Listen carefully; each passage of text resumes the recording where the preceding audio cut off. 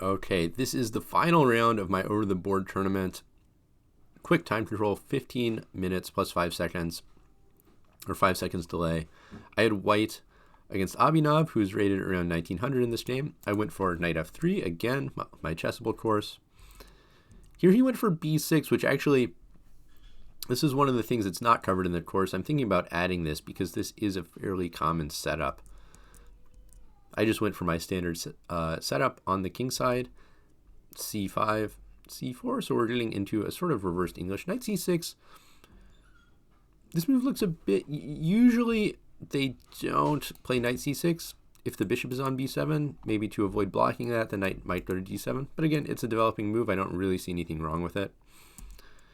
Knight c3, e6, and here I decided to go e3. Probably the best move would be e4, going for a Maroczy bind type setup. I considered this, for some reason I just didn't want to go for this setup. One thing that I hadn't really appreciated is that if black just plays a move like bishop e7, then e5 is very strong. Because if knight g4, h3, and black cannot take this because there's a pin here, which means black would have to go knight h6, and that's not good, to be forced to retreat your knight to the edge. So black would probably have to do something like d6, and then I can just play d4 with a pretty nice Maroczy bind type position. So this is probably what I should have done, what I would do if I encountered this setup again. I decided to play e3, setting up d4. d4, takes. And here my opponent actually already made a big mistake, castles. So you can see if you can pause the video, see how you would play for white. And the answer is just d5, hitting the knight, but if that knight moves, then d6, and the bishop is trapped. So black's already losing a piece. Pretty surprising blunder by an opponent at this level, this early in the game. Maybe this has something to do with starting out the game in a somewhat unusual way with knight f3, which, so it's probably not an opening position my opponent's very familiar with. Maybe that's disrupting his usual pattern recognition, but I mean, this is also probably just pretty lucky for me that he allowed something like this. I'm sure this player would not make a blunder like this in most games, but anyways, it allowed me to win a piece.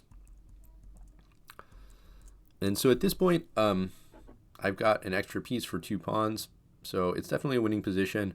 I just need to stay calm and get the rest of my pieces into the game.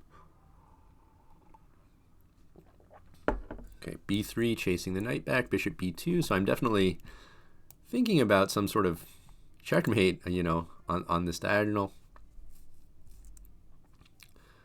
Knight f5, I move my queen. Rook d1. I did have to be aware of this, but I thought I could just pin this, or even just move my knight out of the way. Knight e2, knight b5. So I don't think this is too threatening. Rook e1. So far things are going well. I won a piece in the opening. I got all my pieces into the game, so now I kind of have to make a plan. My next move I don't like, knight a4. I mean, it doesn't ruin anything. I'm still up a piece, but my knight is actually quite poorly placed on a4, so I think rook c1 would have been better, just lining up with the queen, threatening some discovered attacks. But I am still up a piece, so really it's okay. Knight d4. Yeah, this is okay. And I pinned the knight, e5. I have to say, I don't exactly like my technique here because I kind of misplaced my pieces and allowed some forcing lines that were a little hairier than they needed to be. But having said that, it's still winning for white. Queen g4.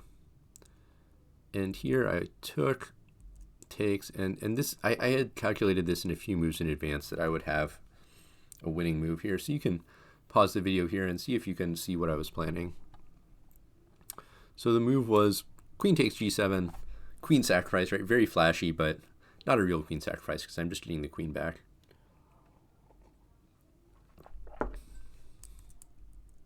With a fork. And it's pretty simple. From here, I'm also hitting these two pieces as well. So rook e6, rook d7 wouldn't really change anything. I can just take all these center pawns now. But rook e6 takes, and bishop takes d5. And my opponent decided to resign because after something like this, I'm up a knight and a pawn. There's no counterplay or really no hope in the position. So this one really came down to this blunder in the opening where I was able to win a piece. Yeah, maybe this was kind of influenced by it being a kind of offbeat opening, so my opponent not entirely in his comfort zone. But, sometimes the game just does come down to this, just spotting a simple 2 or 3 move tactic. And then from there, it was just about staying calm, getting all the pieces into the game, and just calculating a few lines to finish off the game.